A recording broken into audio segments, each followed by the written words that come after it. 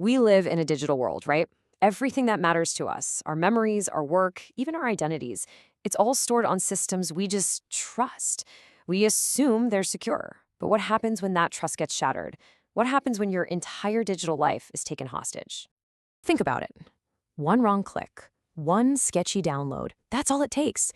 And just like that, everything, your everything, is gone. It's just locked away. And in its place, a single, chilling demand for money.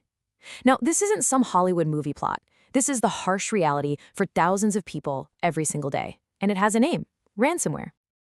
All right, so let's get right into it. If we're going to talk about how to fight this thing, we first have to know exactly what we're dealing with. So, what is this digital ghost in the machine? How does it actually work? At its heart, ransomware is basically digital extortion. It's a type of malicious software, or malware, but it has a very specific job. It doesn't just steal your data, it kidnaps it. Imagine it sneaks into your house and puts every single photo album, every important document, into a vault that you can't open. It uses powerful encryption to just scramble everything, making your files totally unreadable. And the only way to get the key to that vault? You guessed it, you have to pay the attacker's price. So it's helpful to think of malware as this big, kind of notorious family. Ransomware doesn't operate alone, it's got relatives. You've got your viruses, which are all about latching onto things and spreading. You have worms, which can spread all on their own across networks. And then there are Trojans, the sneaky ones that pretend to be something they're not. But ransomware, its goal is way more direct and, honestly, way more personal. It's all about locking down your data and holding it for a price. And this is the moment your heart just drops. A message pops up on your screen. It's not an error message, it's a ransom note. It'll have instructions, a price, and almost always this terrifying countdown timer ticking away. Pay up, it says, or lose everything forever. The pressure is just immense, and that's the whole point. It's designed to make you panic. So, you're probably wondering, how does this even happen? How does some attacker halfway across the world get inside your system, whether it's your personal laptop or a huge corporate network? Well, let's break it down. We're going to look at the anatomy of a typical attack. Okay, so it almost always starts with something that seems totally harmless. A phishing email that looks like it's from your bank, or maybe a software download from some random website. It could even be a weak spot in a network that's just left open. Once it finds that tiny crack to slip through, the malware gets to work, looking for unpatched vulnerabilities to take control. And then, the encryption starts.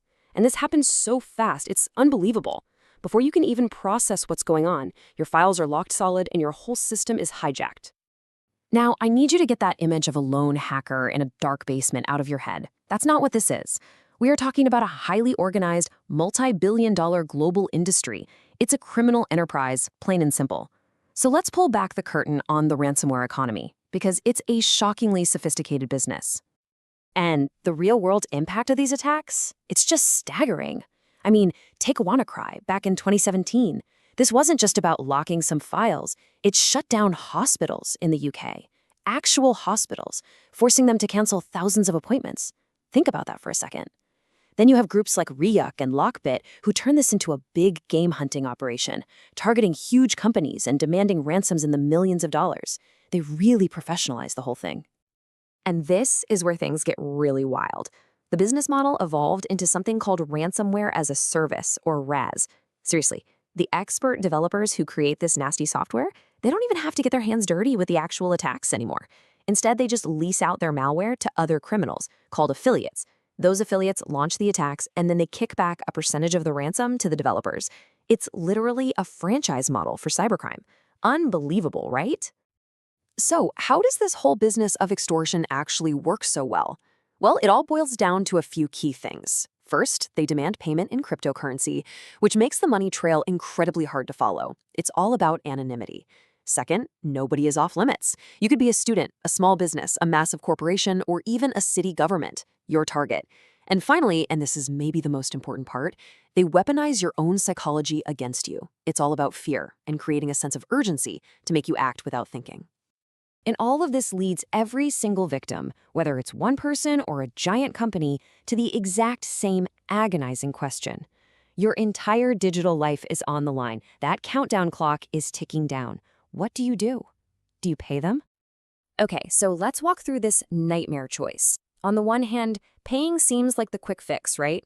But here's the catch. There is absolutely no guarantee you'll get your data back. You're dealing with criminals. And even if they do give you the key, you've just paid for their next attack and put a giant target on your back that says, hey, this person pays. On the other hand, if you don't pay, you might lose that data for good, and rebuilding everything can be incredibly expensive and time-consuming. But you're not fueling the criminal economy, you're breaking the cycle. As you can see, there is no easy answer here. All right, I know this all sounds pretty bleak, but the story doesn't have to end with that lockdown screen. The absolute best way to deal with ransomware isn't waiting for it to happen, it's getting ready for it before it does. So let's make a shift. Let's talk about how to go from being a potential victim to being the guardian of your own digital world. These right here are the absolute fundamentals of a solid defense. And if you only remember one thing, make it this: backups. Regular offline backups. Seriously, if your important data is copied somewhere safe that isn't connected to your network, the attackers have zero leverage over you. Game over for them. After that, it's all about good digital hygiene. Keeping your software updated to patch those holes we talked about, being super skeptical of weird emails, and for bigger places, splitting up your network so one infection can't burn the whole house down. And looking to the future, the good news is our defenses are getting a lot smarter. We're now seeing security tools that use AI to move from just detecting an attack to actually predicting one. They can watch how a system is behaving in real time and spot the weird, subtle signs that a ransomware attack is about to kick off. And they can shut it down before a single file gets encrypted. That right there is a game changer.